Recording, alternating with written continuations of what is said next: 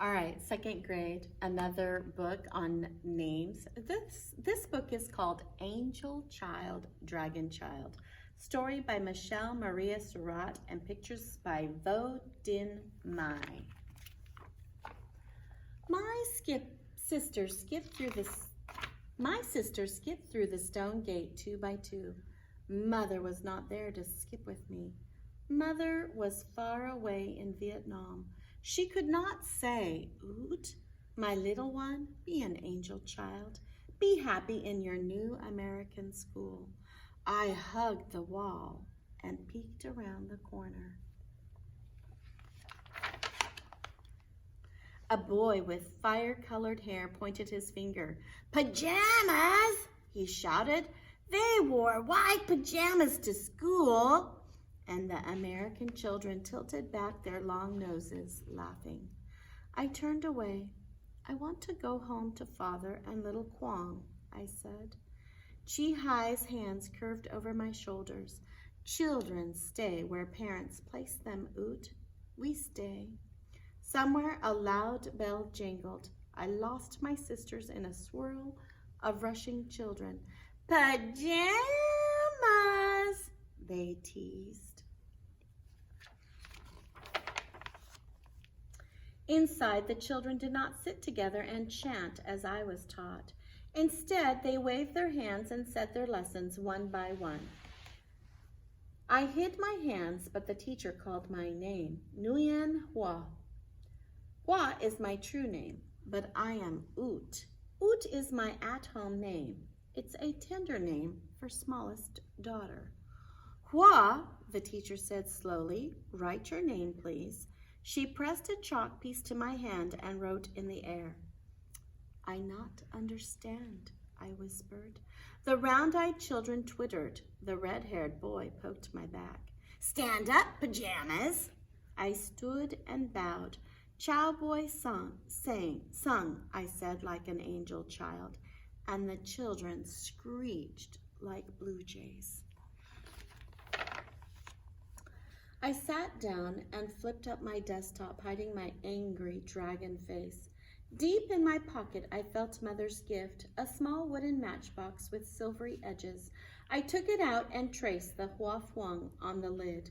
When I tapped the tiny drawer, Mother's eyes peeked over the edge. "I will keep you safe in here, Mother," I told her. "See, you will fit beside the crayons." Her listening face smiled. In my heart, I heard the music of her voice. "Do not be angry, my smallest daughter," she said. "Be my brave little dragon." So all day I was brave, even when the children whispered behind their hands and the clock needles ticked slowly. Finally, the bell trilled. Time for home.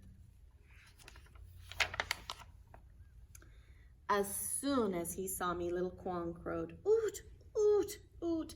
His laughing eyes gleamed like watermelon seeds. I dropped my books and slung him on my hip. Then he rode, tugging my hair as I sorted mint leaves and chives. Little Quang strung rice noodles from the cup hooks. Father and I laughed at this happy play. At night, small brother curled tight beside me. I showed him Mother's lonely face inside the matchbox. Together we prayed, "Keep Mother safe. Send her to us soon." With Mother's picture near, we slept like angel children. In this way, many days passed. One day at school, small feathers floated past the frosty windows. "Mother," I whispered, "this is snow. It makes everything soft, even the angry trees with no leaves to make them pretty." My fingers danced on the desktop while I waited for the bell. When it rang, I rushed out the door. Outside, snowflakes left wet kisses on my cheeks. "Chi Hai," I called, "catch some."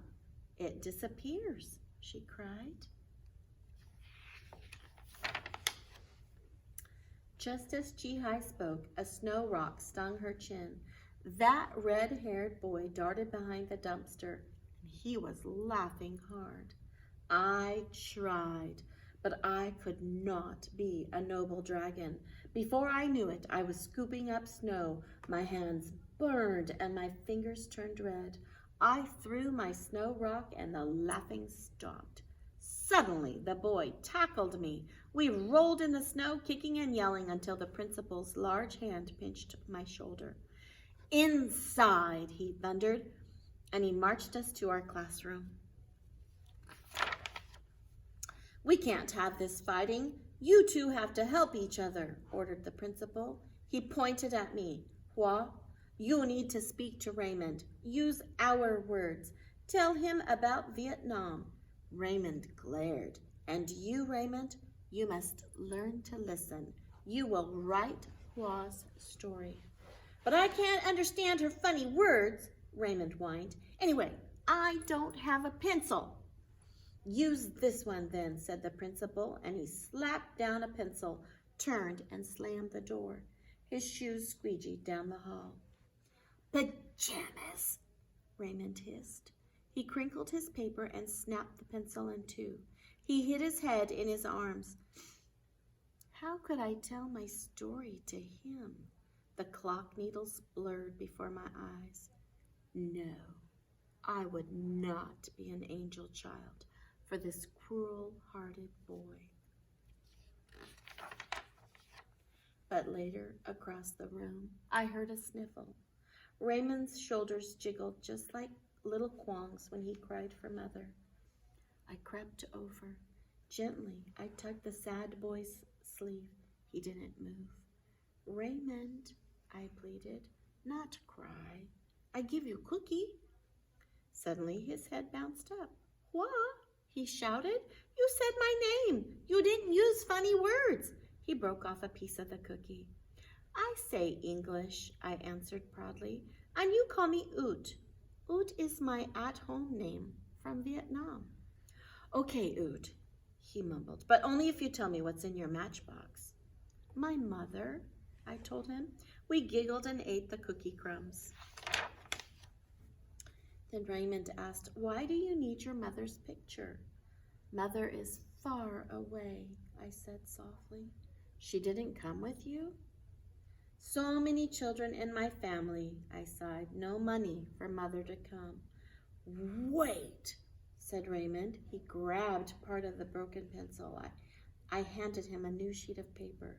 Now tell me about Vietnam, he said. Raymond scrawled my words in black squiggles. I crayoned pictures in the margins. When we were ready, Raymond leaned out the door. Done, he beamed. He waved the story like a flag. The principal squeegeed up the hall. You may go, said the big man. We dashed through the stone gate together. The next day, the principal read our story to the whole school. These girls sailed many oceans to be here. They left behind their home, their friends, and most important of all, their mothers. So now, Oot's mother needs money for the long boat ride to America, shouted a familiar voice. Raymond stood on his chair, and we could have a fair and earn the money. Young man, warned the principal. Raymond slid down in his seat. We could, he insisted. I hid my eyes. I held my breath. Chi-Hai squeezed my hand. A special fair. A Vietnamese fair, my teacher exclaimed. My eyes opened wide. The principal's eyebrows wiggled like caterpillars. But who will help with the Vietnamese fair? Me, cried Raymond. We will, squealed the children. Well, what are we waiting for, said the principal, and we all clapped for the fair. On this special day, I wore my white áo and welcomed everyone to our Vietnamese fair. Trao Boi Sang, I said, bowing like an angel child. Trao Boi Sung, they answered, smiling. High above our heads, our rainbow dragon floated freely. Below, Chi-Hai and her friends sold rice cakes, imperial rolls, and sesame cookies. Raymond popped balloons and won 3 goldfish. He gave one to little Kwong. Don't eat it, he warned. By the end of the day, we had just enough money to send to Mother. When will she come? I wondered. Every day we walked home wondering, mother, come. We slid through icy winter. We splish-splashed through spring rain. We tiptoed barefoot through the grass, still hoping she would come. On the last day of school, when I knew the Hoa Phuong were blossoming in Vietnam, Raymond and I raced home faster than all my sisters. We were the first to see Father and little Quang at the picture window. And beside them, Mother. Like Mama came home. Legend tells us that Vietnam's first king was the son of an angelic fairy. The son married the daughter of a noble dragon king. Thus, it is said that the Vietnamese people are descendants of an angelic fairy and a dragon king, which is why we hear angel child, dragon child. Look at the map. Here's my map. Can you find the mouth of the dragon and its long tail curling into the sea? This is Vietnam, the country of the smaller dragon, and just above it is the country of the great dragon called China. Oot left Vietnam and came to America. Still, she is Vietnamese, and still she has her Vietnamese name, Nguyen Hoa. Okay, that's the end of our story today.